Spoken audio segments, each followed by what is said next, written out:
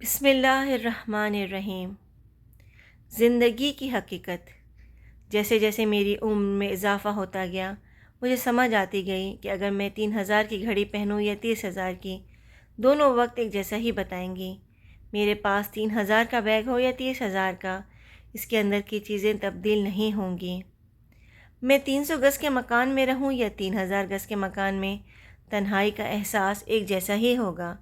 آخر میں مجھے یہ بھی پتہ چلا کہ اگر میں بزنس کلاس میں سفر کروں یا اکنامی کلاس میں اپنی منزل پر اسی مقررہ وقت پر پہنچوں گا۔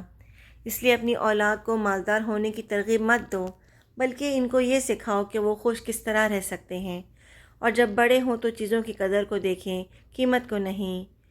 دل کو دنیا سے نہ لگاؤ، وہ فانی ہے، بلکہ آخرت سے چمٹ جاؤ کیونکہ وہ باقی رہنے والی ہے۔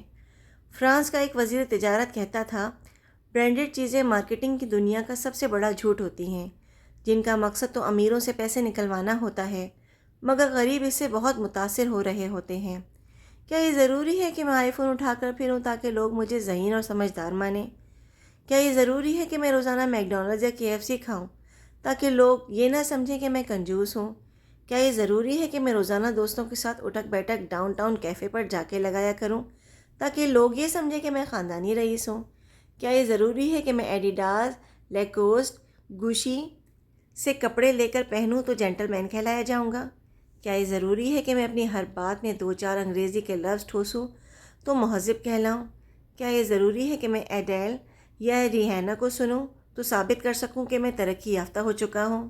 نہیں یار، میرے کپڑے عام دکانوں سے خریدے ہوئے ہوتے ہیں، دوستوں کے ساتھ کسی ٹھڑے پر بھی بیٹھ جاتا ہوں، بھوک لگے تو کسی ٹھیلے سے لے کر کھانے میں بھی آر نہیں سمجھتا، اپنی سیدھی سادھی زبان بولتا ہوں، چاہوں تو وہ سب کر سکتا ہوں جو اوپر لکھا ہے۔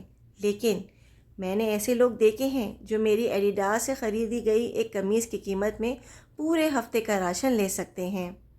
میں نے ایسے خاندان دیکھے ہیں جو میرے ایک میکڈونلڈ برگر کی قیمت میں سارے گھر کا کھانا بنا سکتے ہیں۔